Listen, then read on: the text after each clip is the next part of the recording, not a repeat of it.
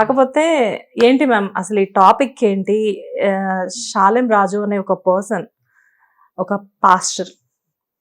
కాకపోతే ఏంటంటే ఆయన మాట్లాడిన మాటలు కానివ్వండి, మహిళలను కించపరిచే విధానం కానివ్వండి, కోర్స్ చాలా మంది ఏంటంటే కామెంట్స్లో అసలు ఆయన ఏమీ అనలేదు అని చెప్పేసి చెప్తూ ఉన్నారు. కాకపోతే ఏంటంటే మిమ్మల్ని కదిలించే విషయం కాబట్టి ఈ విషయం గురించి మీరు మాట్లాడితేనే చాలా బాగుంటుంది. ఇక్కడ ఒక విషయం అమ్మా. నేను కొన్ని సంవత్సరాల నుంచి ఉన్నాను నేను మీడియాలో. ఓకే, జర్నలిజం ఫీల్డ్లో ఉన్నాను. ఏ అంశం జనాలకు ఉపయోగపడుతుంది, ఏ అంశం మీద మాట్లాడాలి, ఏ అంశం అవసరం లేదు అనేటటువంటిది ఆ విశ్లేషించడంలో నేను చాలా పర్టిక్యులర్గా ఉంటాను. అన్ని విషయాల గురించి అసలు మీరు మాట్లాడరు కదా ముందు. ఎగ్జాక్ట్లీ. ఎవరైనా మీరు ఫోన్ చేసి పలానా టాపిక్ అన్నా కూడా దాన్ని ఎందుకు మాట్లాడనో కూడా మీకు ఎక్స్ప్లెయిన్ చేస్తా. అది ఎంతవరకు సమాజాన్ని మీద ప్రభావితం చేస్తుంది, చెయ్యదు, ఇలాంటి అన్నెసరీ థింగ్స్ జోలికి పోవద్దు అని కూడా నేను మీకు క్లియర్గా చెప్తాను. నేను చెప్పను అని పెట్టాను. నా బాధ్యత ఏంటంటే ఎందుకు మాట్లాడను, ఎందుకు అవసరం లేదనేది కూడా మీకు ఎక్స్ప్లెయిన్ చేస్తాను. యాజ్ ఏ సీనియర్ జర్నలిస్ట్ గా మీరు మాకంతా గైడ్ చేస్తారు క్లియర్గా. ఎగ్జాక్ట్లీ. సో ఇన్ని సంవత్సరాల ప్రయాణంలో నేను ఎప్పుడు ఒక మతం గురించి కానీ, ఒక మతం తరపున గురించి కానీ నేను ఇప్పటికి కూడా నేను మాట్లాడుతున్నాను. ఎప్పుడు నేను టచ్ చేయను, నేను మాట్లాడను. ఎందుకు అనంటే మనది సెక్యులర్ కంట్రీ. సెక్యులర్ కంట్రీ అన్నప్పుడు ఇక్కడ కొంతకాలం నుంచి నేను చూస్తున్నది ఏంటి అనంటే, సెక్యులర్ కంట్రీ అనగానే హిందువులు నోరు మూసుకొని కూర్చోవాలి, హిందూ దేవతల్ని కాళ్ళు గుండెల మీద తన్ని కింద పడేసినా కూడా మూసుకొని కూర్చోవాలి, అలాగే విగ్రహారాధన అతి భయంకరమైనటువంటి దాన్ని నేరేట్ చేసి ఓపెన్గా చెప్తున్నా మూసుకొని కూర్చోవాలి, అలాగే హిందువులు ఇళ్లల్లోకి జొరబడిపోయి మీ దేవుడు ఏమిచ్చాడు, మీ దేవుడు కొబ్బరికాయ కొట్టావు, మీ దేవుడు పువ్వు పెట్టావు అన్న ఒక శతాబ్ద కాలం నుంచి భరించుకుంటూ వచ్చాం. శతాబ్ద కాలం నుంచి భరించుకుంటూ వచ్చాం. ఏది ఆ వ్యతిరేకతలు కానీ, ఇంకొకటి కానీ.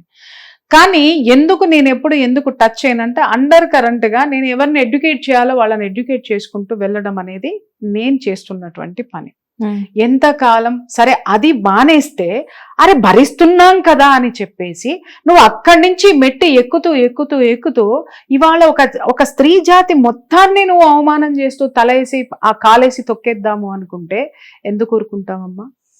నేను ఇప్పుడు కాదు, నా మొట్టమొదటి ఎపిసోడ్ నుంచి కూడా మీరు చూడండి, నేను ఈ టాపిక్ మాట్లాడినప్పటి నుంచి కూడా ఎవరు హైందవ స్త్రీలు అని మాట్లాడినా, హిందూ స్త్రీకి సంబంధించిందని మాట్లాడినా కూడా నేను ఇమ్మీడియట్గా కూడా ఒక పదాన్ని నేను బలంగా మాట్లాడుతూ వస్తున్నాను.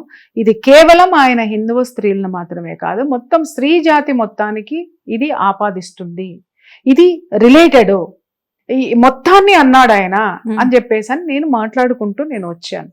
ఏంటమ్మా నాకు అర్థం కాక అడుగుతాను, ఇప్పుడు నీ దేవుడు గొప్ప, నా దేవుడు గొప్ప అన్నప్పుడు నా దేవుడు గొప్పతనం ఏంటో చెప్పు. ఓకే, ఆచార వ్యవహారాలకి సంగతికి వచ్చినప్పుడు నా ఆచారం ఎంత గొప్పదో చెప్పు, నీ ఆచారం ఎంత గొప్పదో చెప్పు. అంతేగాని పక్కవాడి ఆచారాన్ని కించపరుస్తూ మాట్లాడడం అనేటటువంటిది ఏ రాజ్యాంగం ఎవరికి ఇచ్చిన హక్కు? Exactly ma'am. అయితే ఇక్కడ పక్కా అంటే అఫ్కోర్స్ ఎవరి దేవుళ్ళు వాళ్ళకే గొప్ప, అందులో డౌట్ లేదు. కాకపోతే ఏంటంటే దేవుళ్ళు అనే కాన్సెప్టే లేదమ్మా ఇక్కడ. అసలు మీరు దేవుళ్ళని ఎందుకు మాట్లాడతారు? దేవుళ్ళని తిట్టినా కూడా మాలాంటి వాళ్ళం మాట్లాడలేదు. ఎగ్జాక్ట్లీ. మీద కొట్టినా కూడా మేము మాట్లాడలేదు, ఇంటిదిగా మేము మాట్లాడలేదు. అరే మీరు ఆ స్థాయిని దాటేసి ఒక అహంభావపూరితమైనటువంటి స్థితికి వెళ్ళిపోయి ఎగ్జాక్ట్లీ ఒక ఇగోయిస్టికల్ గా మారిపోయి మేము ఏం అంటే మీ చుట్టూ ఒక 1000 మందో, ఒక 10,000 మందో, లేదా ఒక 1,00,000 మందో మీ చుట్టూ పెట్టేసేసుకుని మేము తోపులమని మీరు మాట్లాడితే ఇంకా 139 కోట్ల మంది, 39 కోట్ల 90 లక్షల మంది ఉన్నారు. మేడం మీరు చెప్పండి, అసలు ఆడవాళ్ళు రెడీ అవుతారు అంటే అలంకరించుకోవడానికి కారణం ఏంటి? నా ఇష్టం. అలంకరించుకోవడానికి కారణం ఏంటంటే మగాడు ప్యాంటు షర్ట్ వేసుకోవడానికి కారణం ఏంటి? అంటే ఇక్కడ ఆడవాళ్ళు అలంకరించుకోవడం కూడా చాలా తప్పు అని చెప్పేసి చెప్తూ ఉన్నారు కదా. అది విషయం ఏంటంటే ఇప్పుడు మీరు అడిగారు ఆడవాళ్ళు అలంకరించుకోవడంలో తప్పేంటి, అది వాళ్ళని అడగాలి తప్పేంటి అనేది. తప్పు ఏంటి అని వాళ్ళు చెప్పాలి, ఖండించే వాళ్ళు చెప్పాలి. మీరు ఎందుకు అలంకరించుకుంటున్నావు అంటే మంచి పట్టు చీరమ్మా నేను కట్టుకుంటే నేను అందంగా కనిపిస్తాను, నా భర్త హోదా నాకు కనిపిస్తుంది, నాలో కనిపిస్తుంది, అలాగే నేను ఏ స్థాయిలో ఉన్నానో ఆ స్థాయికి డిగ్నిటీ ఇది.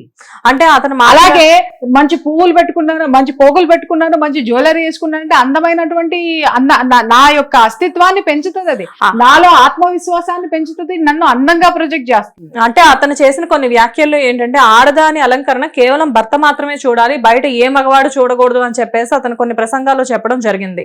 సో అక్కడికి వచ్చే ఆడవాళ్ళు కూడా అదే ఫాలో అయ్యి వాళ్ళ భర్తల్ని సైతం మార్చే విధంగా అతని ప్రసంగాలు జరుగుతూ ఉన్నాయి. దీనివల్ల ఏంటంటే మత మార్పుళ్ళు అనేది ఎక్కువ అవుతున్నాయి.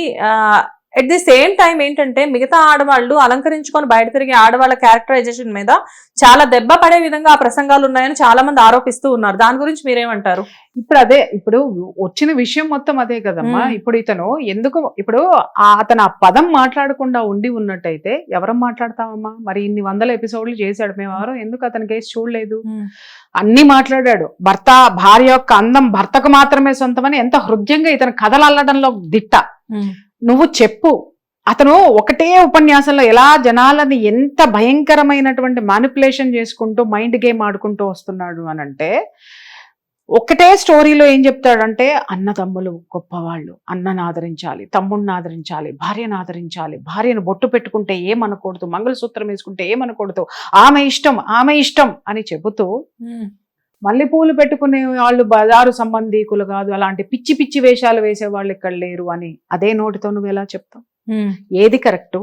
బొట్టు పువ్వులు పెట్టుకోవడం, ఆవిడ ఎలా ఉంటుందో ఆవిడని వదిలేయడం, ఆవిడని మీరు ఇలా చూడకూడదు అని నువ్వే చెప్పి బజారు మనుషులు ఇక్కడ ఎవరూ లేరు అనేటటువంటి ఉదాహరణ ఎవడో చెప్పాడని నువ్వు ఇంతమంది, యు ఆర్ అన్ ఇన్ఫ్లుయెన్సర్, నువ్వు ఒక 10 మందిని ఇన్ఫ్లుయెన్స్ చేసేటటువంటి ఆ యొక్క కెపాసిటీ నీలో ఉన్నప్పుడు, ఒక మనిషి 2 నాలుకలతో మాట్లాడడం అంటే అతను ప్రతి ప్రసంగంలోనూ ద్వంద్వ వైఖరే ఉంటది. మీరు చూసుకోండి, ఎక్కడా కూడా ఆయన జనాల్ని ఎలా చేస్తాడు అంటే అన్నదమ్ముల్ని ఆదరించండి, అన్నదమ్ముల్ని ఇది చేసుకోండి, భార్య బొట్టు పెట్టుకున్నా ఏమనకండి, పరాయి స్త్రీ బొట్టు పెట్టుకున్నా ఏం పెట్టుకున్నా అనగానే అమ్మో శాలమయ్యా, రాజు అయ్యా, రాజయ్యా, నీకు అది ఏసయ్యా, నీకంటే గొప్పవాడు ఎవరు లేరయ్యా, నువ్వే యేసు ప్రభు అయ్యా అనే స్థితికి తీసుకెళ్లిపోయి టక్కన అక్కడ కొడతాడేంటి అని అంటే భార్య భర్త కోసం మాత్రమే అలంకరించుకోవాలి.